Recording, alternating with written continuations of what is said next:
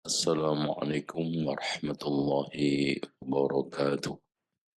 Bismillahirrahmanirrahim. Innal hamdalillahi nahmaduhu wa nasta'inuhu wa nastaghfiruhu wa nastahdihi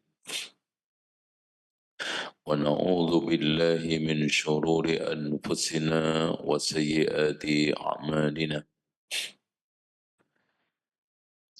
من يهده الله فلا مضل له ومن يضلل فلا هادي له. أشهد أن لا إله إلا الله وحده لا شريك له وأن محمدا عبده ورسوله.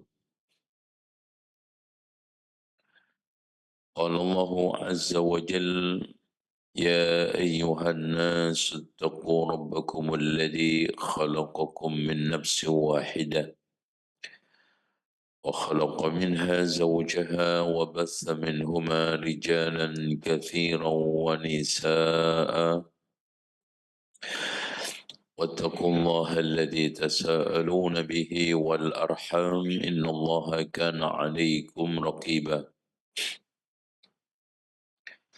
وقال عز وجل: يا أيها الذين آمنوا اتقوا الله حق تقاته ولا تموتن إلا وأنتم مسلمون.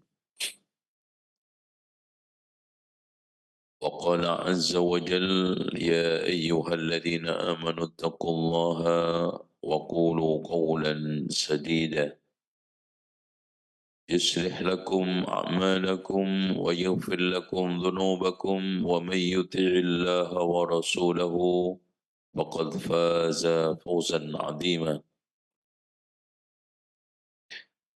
فإن خير الحديث كتاب الله وخير الهدي هدي محمد صلى الله عليه وسلم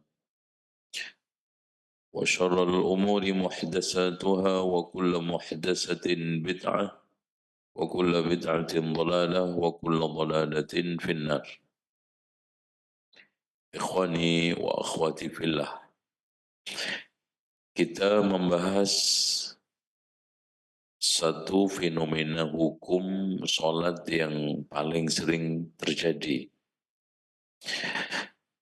yaitu tidak sedikit orang menyambung sholat wajib dengan sholat yang sunnah.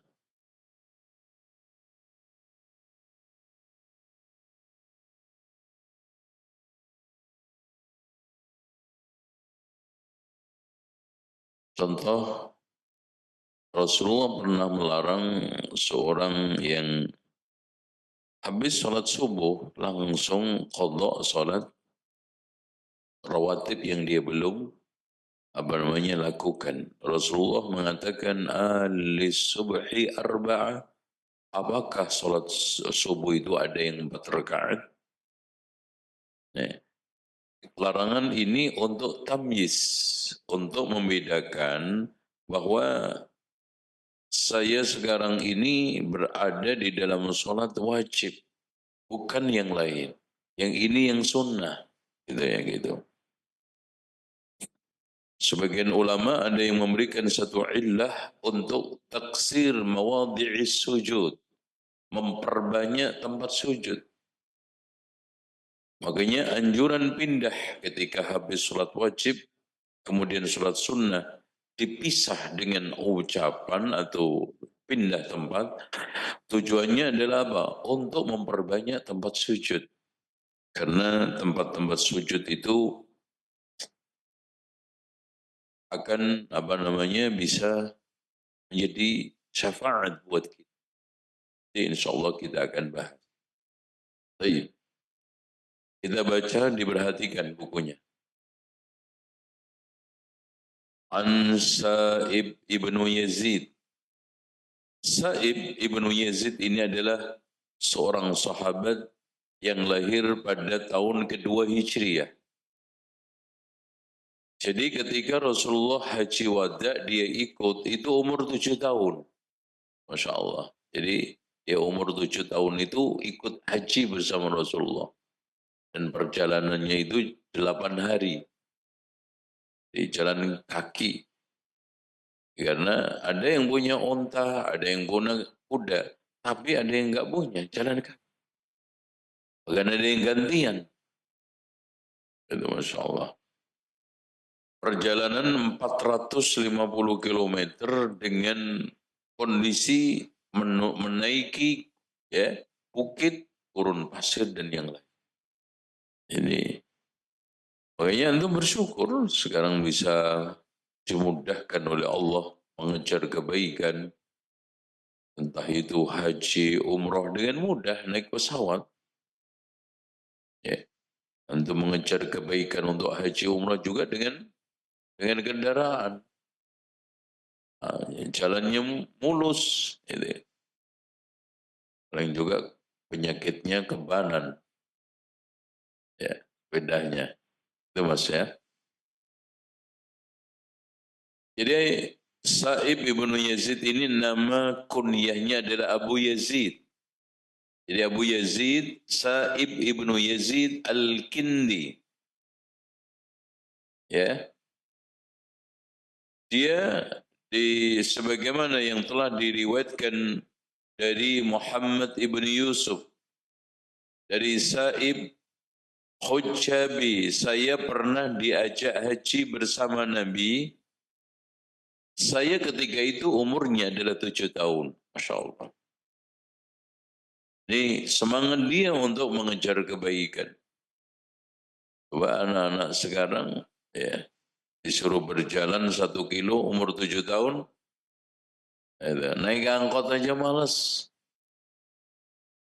Ya. Nah yang mengajak bukan orang tuanya. Yang mengajak adalah bibinya. Saya pernah dibawa oleh bibi saya untuk menghadap Rasulullah. Ya Rasulullah, inna bena ukhti, ini anak saudara perempuan saya, waqi'un, artinya waji'un, sakit. Makanya langsung diusap kepalanya oleh Rasulullah. Sembuh penyakitnya. Dan ini termasuk bagian daripada apa? Ruqyah dan sekaligus mukjizat. Dan ini dilakukan juga dengan beberapa sahabat. Pernah Ali bin Abi Thalib dicari oleh Rasulullah karena akan diberikan bendera perang Khaybar. Setelah dia datang sakit matanya, diusap Rasulullah, sembuh. Dan ini memberikan satu bukti bahwa mukjizat itu ada, doa itu Masya Allah. Bagian daripada bukti Allah itu ada. Ketika Rasulullah doa istisqa, ini tangan belum turun, udah turun hujan. Ya, ini menunjukkan bahwa doanya orang yang bersih hatinya, bersih lakunya, pikirannya, itu diijabah oleh Allah. Makanya tanda di antara tanda sekian kewalian seseorang, itu kata Imam Ibnu Hajar adalah terkabulnya doa-doa dia. Makanya kalau doa itu tidak dikabulkan, jangan nyalain Allah. Salahkan kepada diri antum sendiri. Pasti ada masalah dalam diri antum.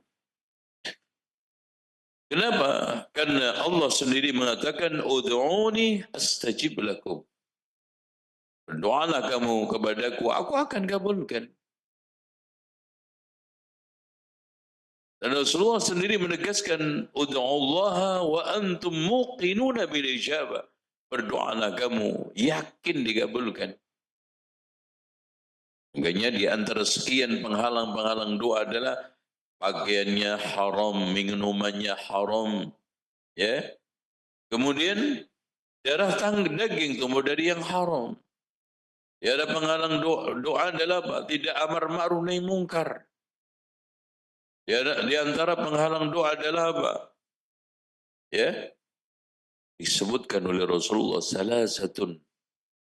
Ya, ada 3 orang yad'una fala yustajab lahum. Mereka berdoa tidak dikabulkan Allah. Ini perhatikan, jangan-jangan ada di kita. Yang pertama adalah rajulun tahtahu imra'atun sayyi'atul khuluqi falam yutalliqha. Seorang laki-laki yang memiliki istri jelek akhlaknya, bukan jelek mukanya. Jelek muka, akhlaknya bagus, berkah. Jelek akhlaknya tidak diceraikan. Yang kedua, seorang yang menyerahkan harta kepada orang lain tanpa saksi.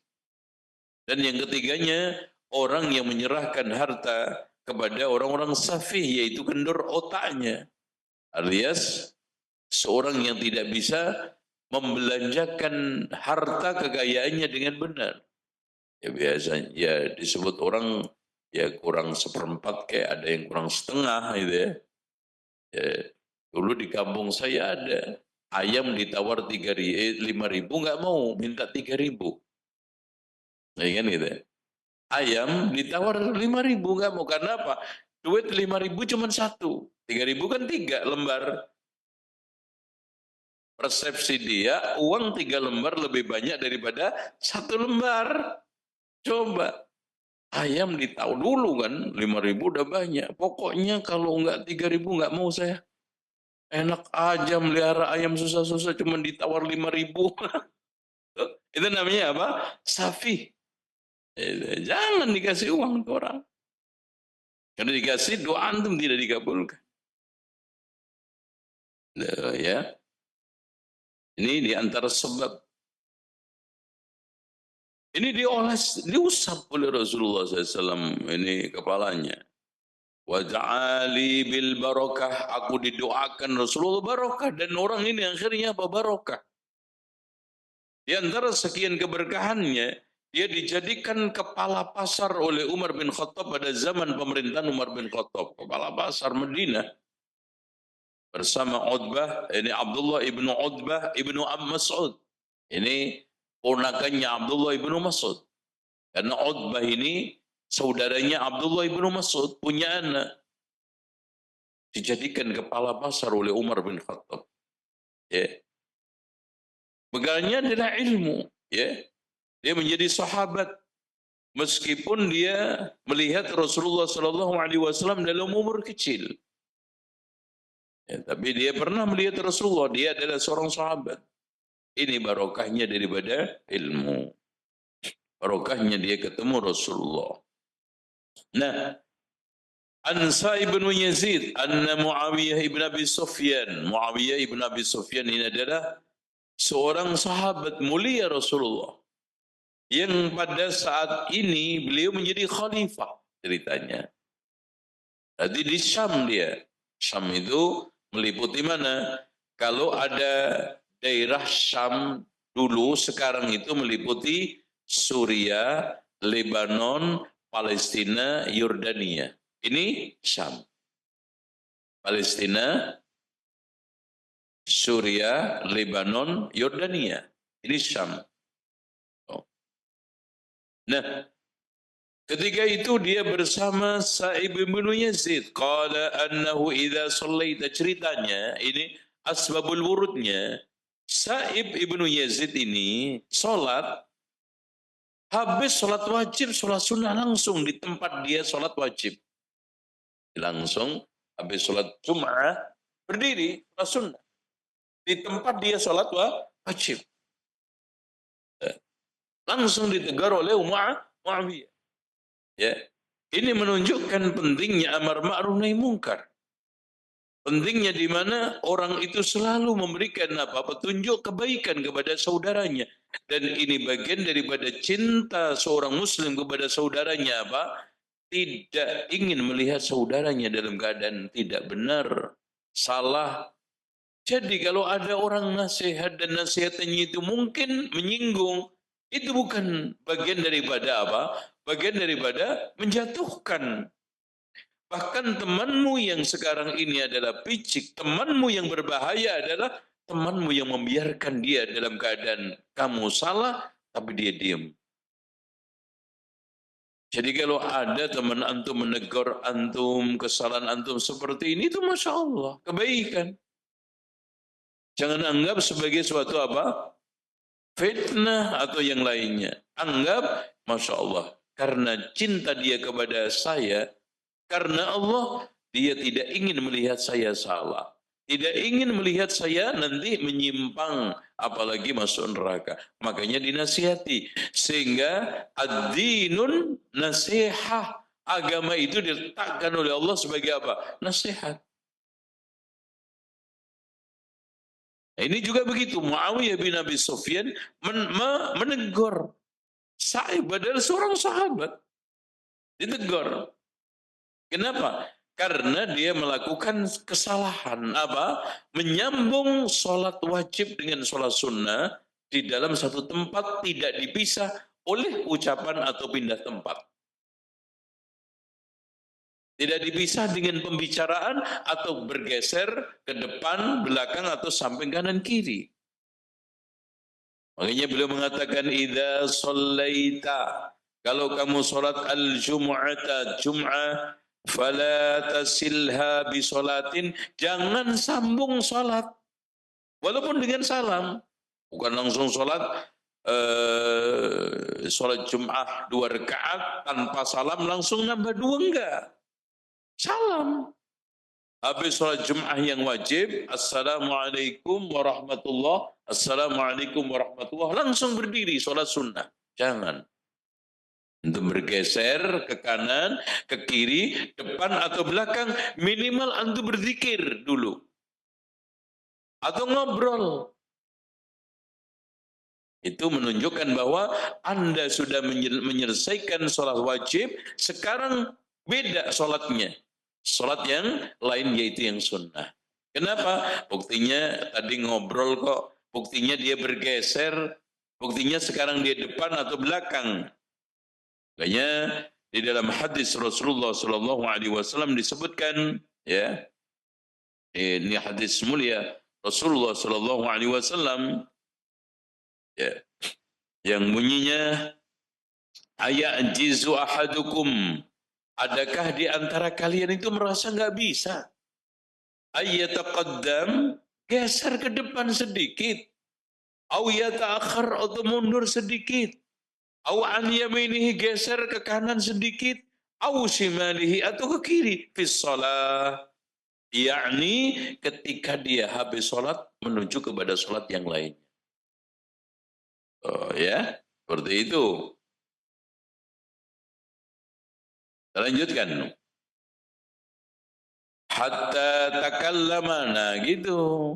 Jadi kita dibolehkan sholat setelah sholat wajib Jum'ah tadi, dan ini bukan hanya konteksnya sholat Jum'ah saja. Semua sholat, sholat duhur, asar, maghrib, isya, subuh.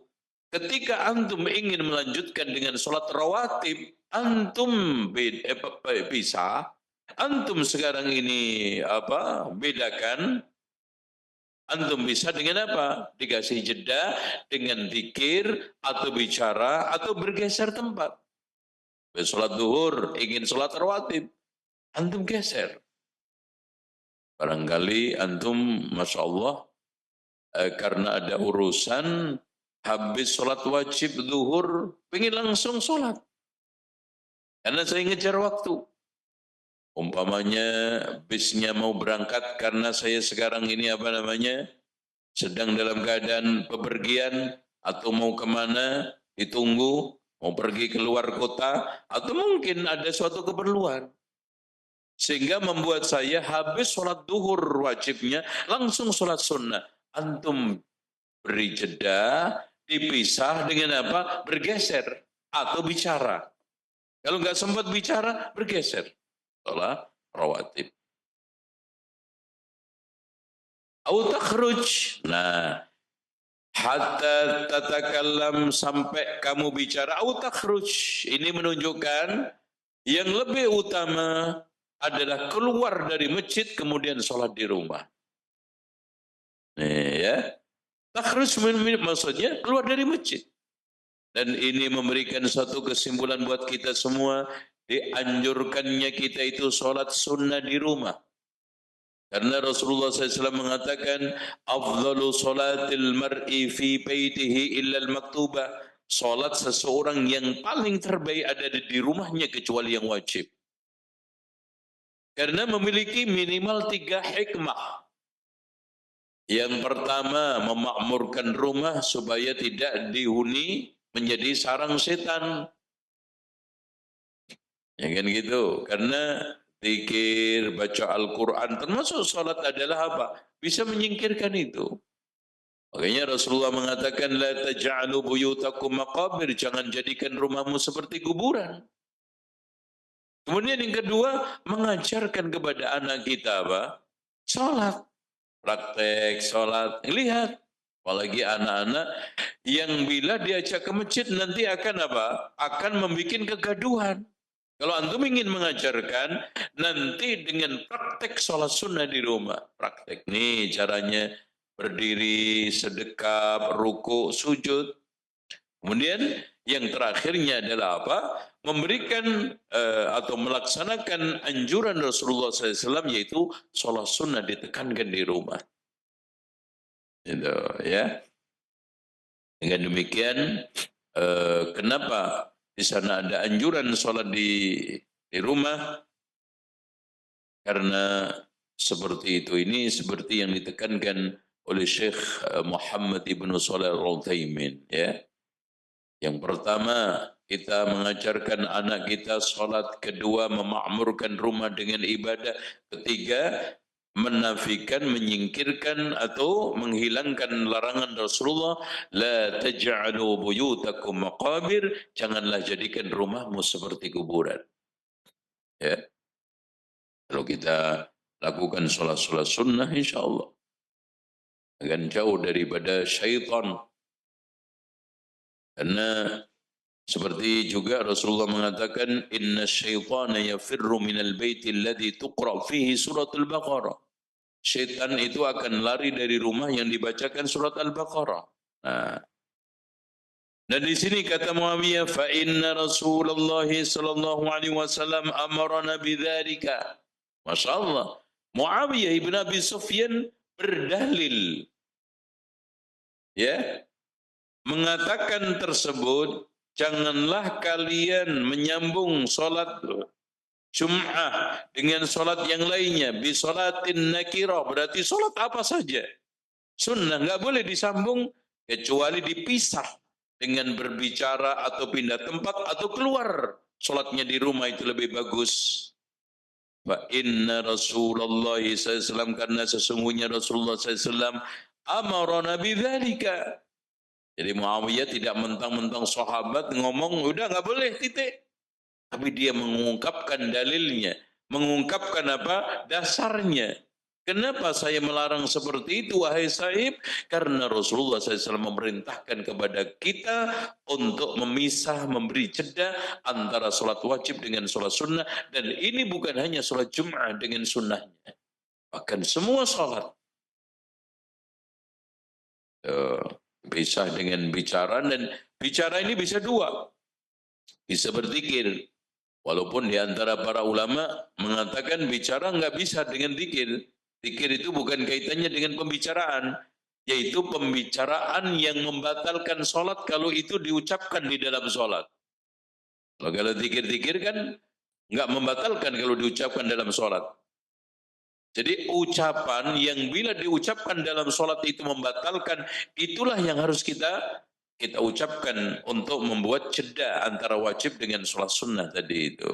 Tapi menurut jumhur ulama, zikir itu termasuk ucapan dan bisa digunakan untuk menjadi pemisah jeda antara sholat wajib dengan sholat yang sunnah. Artinya, siapa yang habis sholat duhur, asar, maghrib, isya, subuh, atau maghrib isya, dia bicara dengan temannya atau zikir, astagfirullah, astagfirullah, selesai, antum boleh sholat di tempat antum sholat wajib tadi. Karena apa? Sudah dipisah dengan apa? Pembicaraan. Dan zikir itu juga termasuk pembicaraan, kata-kata. Untuk geser. Kalau antum tidak sempat zikir, nggak punya waktu untuk zikir, antum geser. Ya bergeser, yang penting tidak di tempat saya sholat tadi. Ya sedikit saja, nggak usah jauh-jauh. Karena ini memberikan satu faedah tadi, bahwa bumi yang sekarang ini kita gunakan untuk sholat, bumi yang digunakan untuk ibadah kepada Allah nanti akan bisa menjadi saksi. Al-yawma nakhtimu ala afwahim wa tukallimuna aydihim wa tashhadu arjuluhum. Masya Allah. Kaki yang digunakan untuk berjalan dan juga buminya sekalian bisa menjadi saksi kebaikan dan keburukan kita. Fa inna Rasulullah sallallahu alaihi wasallam amarna bidzalika alla nusila, hendaknya kita tidak menyambung salatan bi salatin, salat satu dengan salat yang lainnya. Ini menunjukkan tidak hanya terbatas pada salat Jumat saja. Walaupun kasusnya ini di salat Jumat. Karena Rasulullah menggunakan kalimat nakirah. Nakirah itu umum. Salatan bisolatin, alias salat wajib mana saja. Tidak boleh disambung dengan salat sunnah mana saja. Harus dipisahkan, dikasih jeda dengan apa? Berzikir, berbicara, atau pindah tempat bergeser ke depan belakang atau samping kanan, samping kiri, hatta natakallam, sampai kita itu berbicara, au nakhruja, keluar dari masjid. Rawahu Muslim. Ya, jadi beberapa hal yang ingin saya sampaikan. Nah, hadirin sekalian yang dirahmati oleh Allah Subhanahu wa taala, ini memberikan satu kesimpulan buat kita semua. Yang pertama, ya, ini kesimpulan bisa dicatat supaya kita bisa mendapatkan faedah daripada kajian ini. Yang pertama, dilarang menyambung sholat wajib dengan sholat sunnah atau sholat sunnah dengan sholat wajib, boleh dibolak-balik. Dan ini bukan hanya terbatas sholat Jum'ah saja.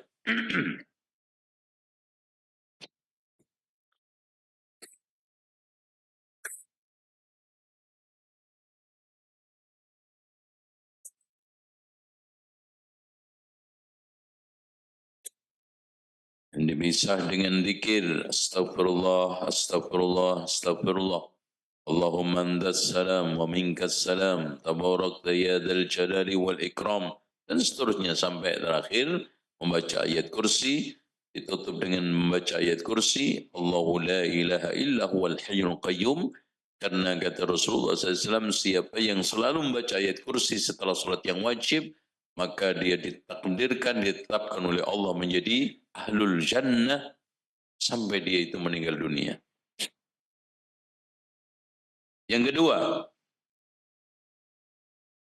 hendaknya seorang muslim ya tidak segan-segan memberikan nasihat kepada saudaranya tentang kebaikan, baik itu sifatnya perintah atau larangan agama, bagian daripada cinta dan kasih sayang dia kepada karena Allah. Ya.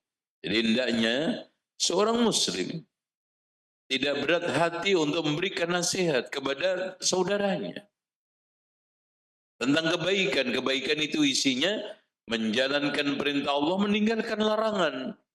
Bagian daripada cinta karena Allah. Seperti yang dilakukan Muawiyah kepada Sa'ib ibn Yazid. Jadi kalau sekarang ada teman antum negor, Mas, kenapa antum kemarin enggak sholat? Kenapa antum kemarin enggak ikut kajian? Itu bukan di dalam rangka apa? Memojokkan. Di dalam rangka apa? Memberikan suatu apa? Fitnah, tidak. Tetapi ini sebagai bagian daripada rasa cinta dia kepada kamu karena Allah.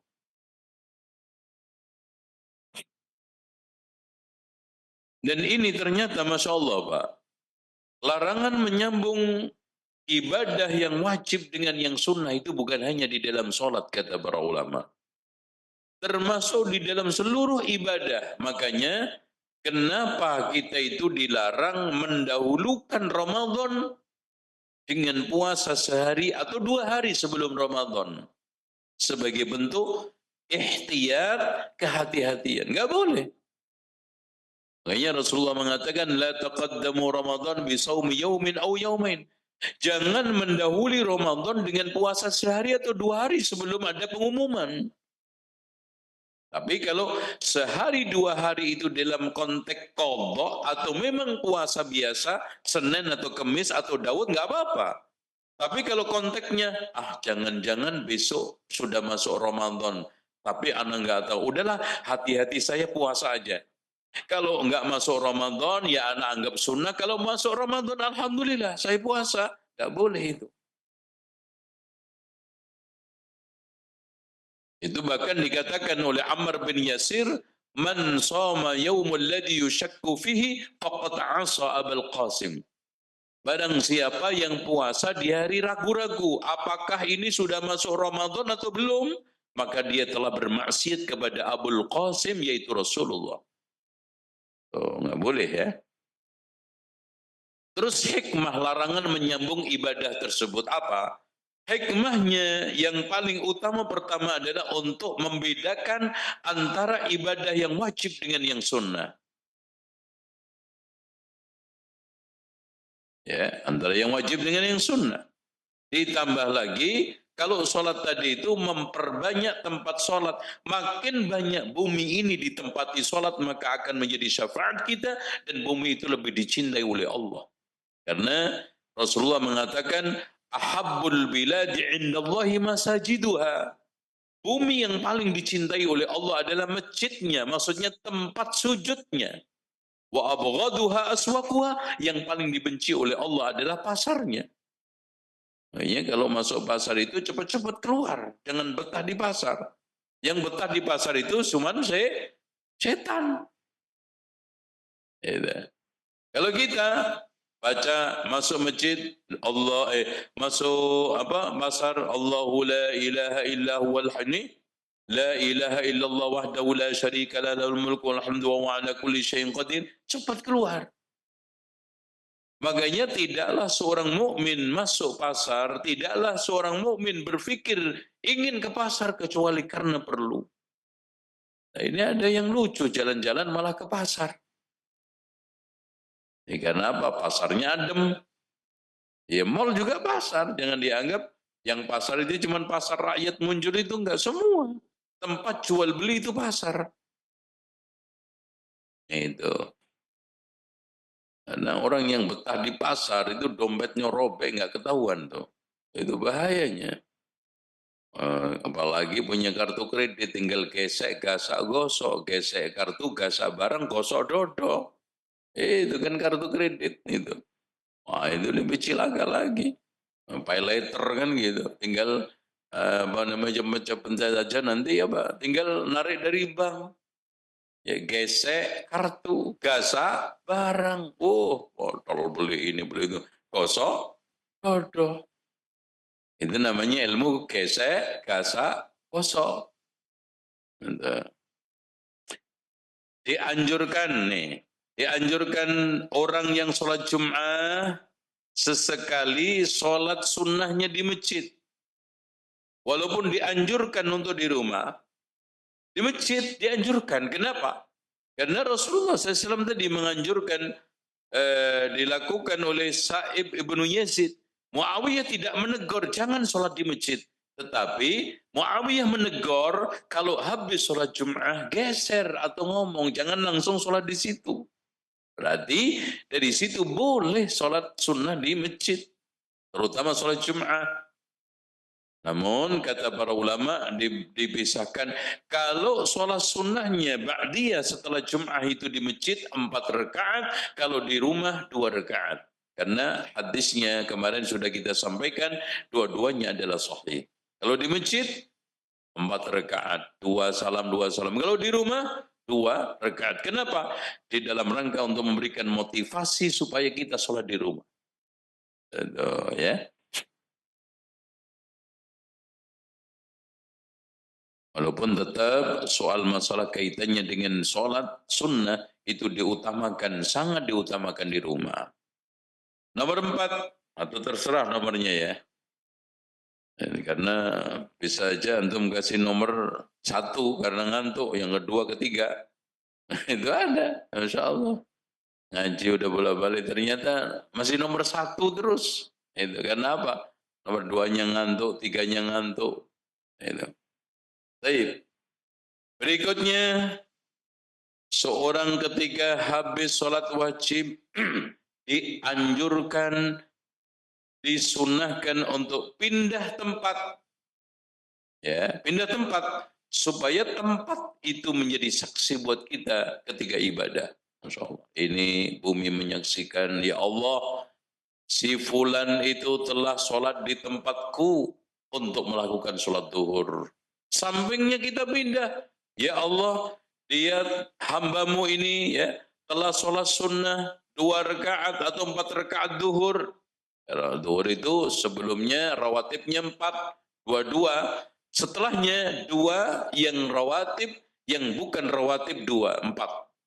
Ya Allah, saya digunakan sholat oleh si fulan. Jadi saksi itu. Makanya kita perbanyak tempat.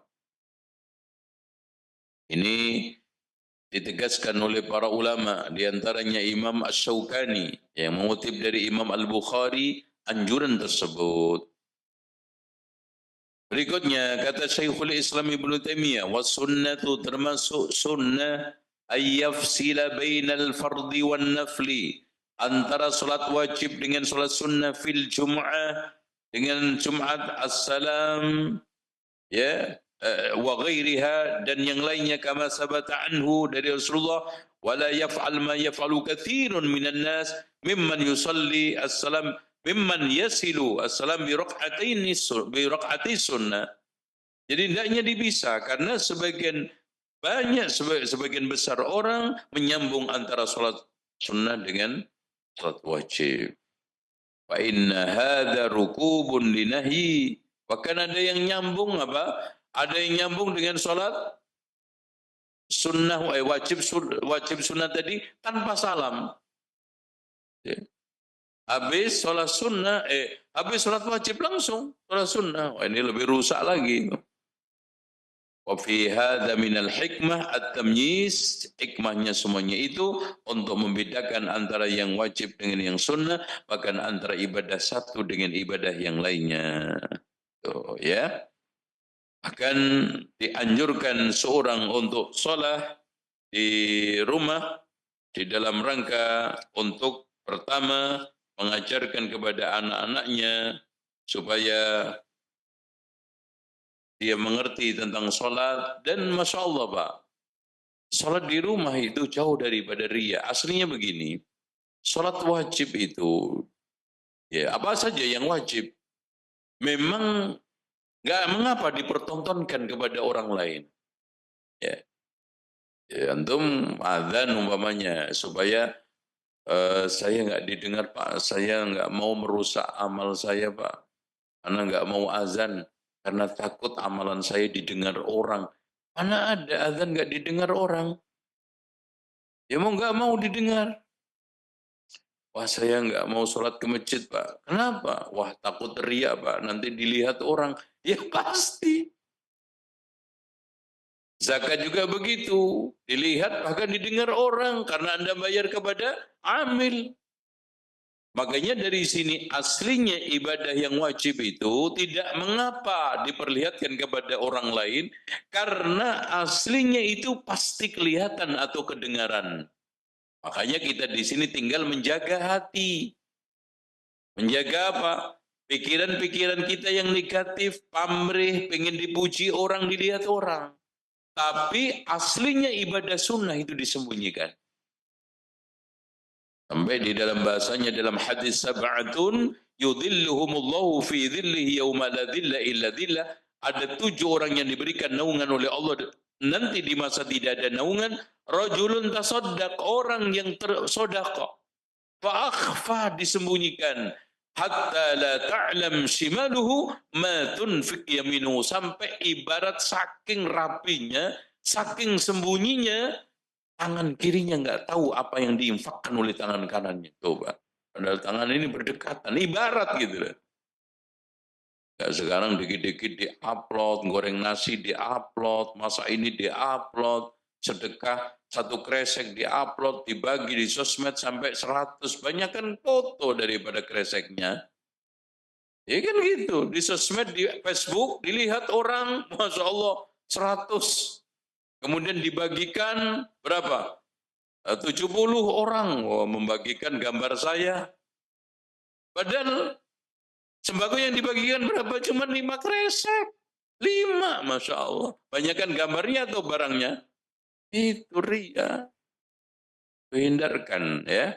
Kalau tidak ada kepentingan, jangan ditampakkan. Kecuali tadi, saya sholat sunnah di masjid.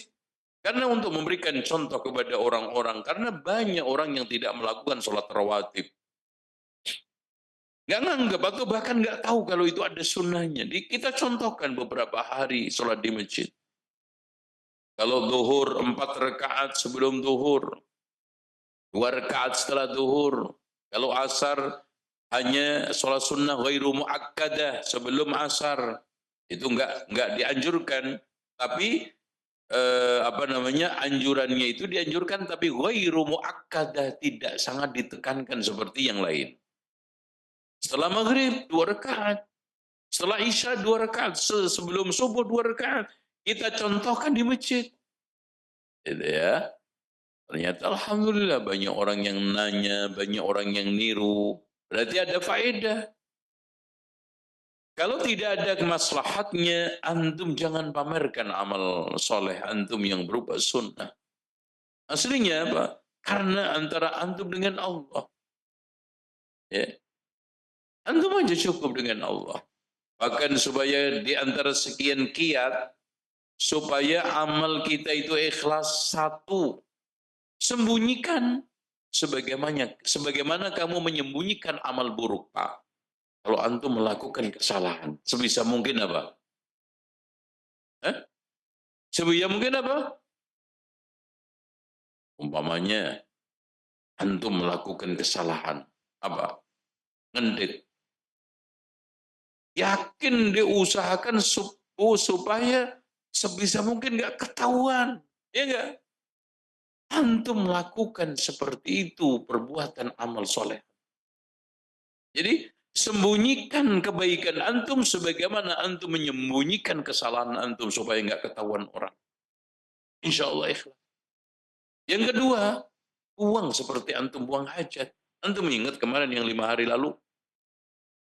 Ingat-ingat lagi, ngelihat aja nggak apa? Udah, uang seperti antum buang hajat.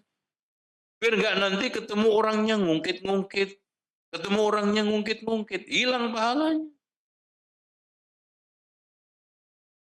Ya.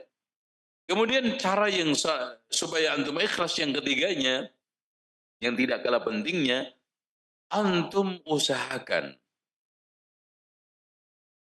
kerjakan amal-amal baik yang tidak disukai orang. Ya banyak orang yang senang. Contoh, jadi tukang sapu masjid. Dengan DKM masjid, mana yang paling banyak senang? DKM, udah jadi tukang sapu masjid. Oh. Jadi antum cari amalan-amalan yang nggak banyak diminatin orang, tapi Masya Allah pahalanya besar. Ya, nyingkirkan kotoran dari masjid, pahalanya besar. Membuang sampah pada tempatnya, pahalanya besar. Menjaga kehormatan orang, pahalanya besar. Jadi perkara-perkara yang sulit dilakukan orang, bahkan sulit orang itu mengambilnya. Itu ya, kalau jabatan, kedudukan, itu banyak yang berebut. Itu pasti banyak riaknya itu. Insya Allah sambil antum berdoa memohon kepada Allah perlindungan supaya amal antum tidak rusak karena syirik kecil. Di antaranya doa, Allahumma inni a'udzubika min an usyrika bika syai'an a'lamuhu wa astaghfiruka lima la a'lam. Insyaallah. Demikian saya kira cukup insyaallah. Alhamdulillah paripurna kajian kita, dan insyaallah mudah-mudahan bacaan Bulughul Maram ini kita bisa ketemu lagi di pertemuan berikutnya insyaallah ya. Kita akhiri dengan doa kafaratul majlis. Subhanakallahumma wa bihamdika asyhadu an la ilaha illa anta astaghfiruka wa atubu ilaik. Wa sallallahu ala Muhammadin wa ala ali Muhammad walhamdulillahi rabbil alamin.